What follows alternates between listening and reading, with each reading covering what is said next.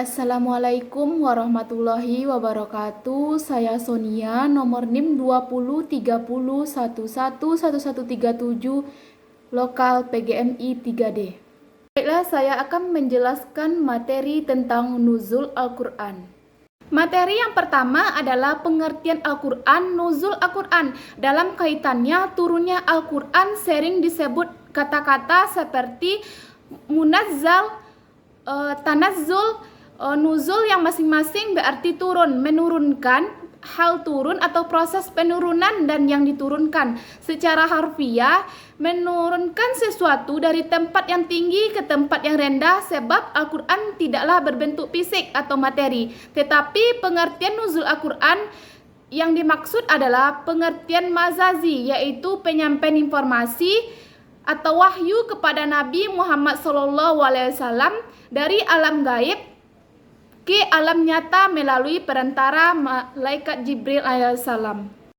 Sedangkan Al-Quran bukan semacam benda yang memerlukan tempat perpindahan dari atas ke bawah, tapi yang benar adalah memahami bahwa nuzul itu bersifat mazazi, yakni pengertian nuzul Al-Quran bukan tergambar dari wujud perpindahannya Al-Quran atau Al-Quran diturunkan dari tempat atas ke bawah, tetapi Al-Quran itu dipahami sebagai pengetahuan bahwa Al-Quran telah diberitahu oleh Allah Subhanahu wa taala kepada penghuni langit dan bumi. Di sini yang terkandung maksud bahwa nuzul harus ditakwilkan dengan kata-kata iklam yang berarti pemberitahuan atau pengajaran, maka nuzul Al-Quran berarti proses pemberitahuan atau penyampaian ajaran Al-Quran yang terkandung di dalamnya.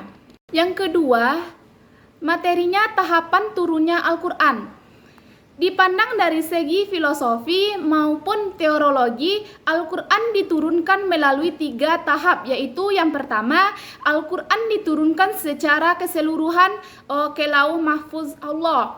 Kedua, Al-Quran diturunkan dari Lauh Mahfuz ke langit dunia pada Lailatul Qadar secara keseluruhan. Yang ketiga, Al-Quran diturunkan secara beransur-ansur dari langit melalui malaikat Jibril alaihissalam kepada Nabi Muhammad SAW. Ini menyebutkan ada 3 pendapat bagaimana turunnya Al-Quran dari Lauh Mahfuz.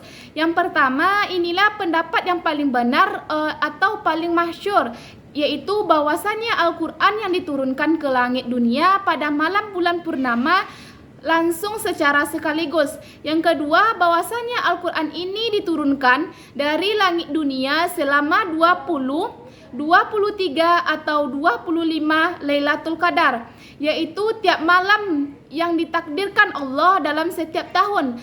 Pendapat yang ketiga, bahwa Al-Quran itu diturunkan dimulai malam Lailatul Qadar, kemudian setelah itu diturunkan dengan beransur-ansur dalam jangka yang berbeda-beda. Dan seperti inilah pendapat As-Sayuti dalam mengungkapkan pendapatnya. Yang ketiga, materinya hikmah turunnya Al-Quran secara beransur-ansur. Yang pertama, untuk memantapkan dan memperteguh hati karena setiap peristiwa yang beliau alami selalu disusul dengan turunnya Al-Quran.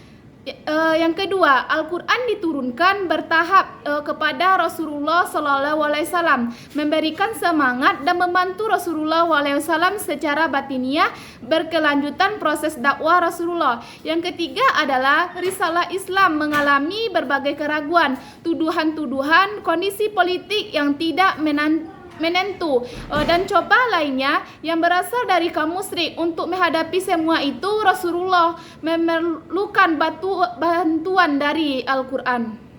Hikmah lain turunnya Al-Quran itu adalah bahwa Al-Quran yang secara beransur-ansur untuk menguatkan dan mengokohkan hati Rasulullah itu sendiri.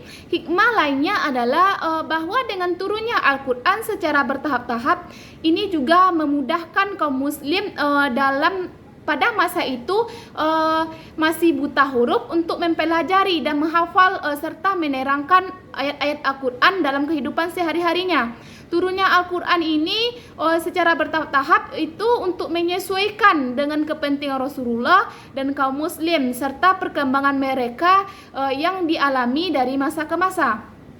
Turunnya Al-Quran secara bertahap adalah sangat sesuai dengan sunatullah yang berlaku di alam ini, bahwa segala sesuatu harus terjadi secara bertahap-tahap, dari kecil menjadi besar dan dari sedikit menjadi banyak. Sesuatu yang terjadi secara bertahap-tahap akan dapat berjalan dengan lancar dan dapat diterima dengan baik serta mendapatkan faedah yang kita harapkan. Demikian Al-Quran diturunkan secara beransur-ansur karena ia akan membawa perubahan yang besar. Dia akan membawa berbagai macam peraturan yang berisi sesuai perintah-perintah dan larangan-larangannya. Materi yang keempat yaitu ayat dan turunnya Al-Quran. Ayat yang pertama dan yang terakhir. Yang pertama itu adalah surat Al-Alaq ayat 1 sampai 5 yang berbunyi A'udzu billahi minasyaitonir rajim. Bismillahirrahmanirrahim. Iqra bismi rabbikal ladzi khalaqal insana min 'alaq. Iqra wa rabbukal akram. Allazi 'allamal bil qalam. 'Allamal insana ma lam ya'lam. Shadaqallahul azim. Ayat yang terakhir turun adalah ayat Al-Maidah ayat 3 yang berbunyi dari sepenggal surah itu adalah A'udzu billahi minasyaitonir rajim. Bismillahirrahmanirrahim. Al-yauma akmaltu lakum dinukum wa atmamtu alaikum ni'mati wa raditu lakumul Islam madinah. Yang artinya, pada hari ini telah kusempurnakan untuk agamamu dan telah kusempurnakan kepadamu nikmatku dan telah kuridhokan Islam itu jadi agama bagimu. Al-Maidah ayat 3.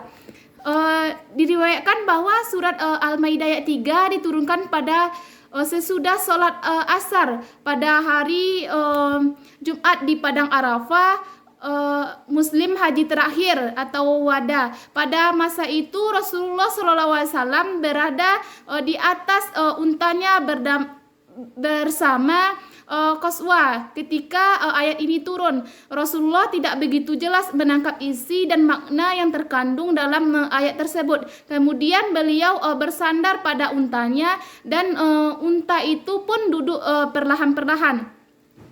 Hanya itulah hasil presentasi makalah saya.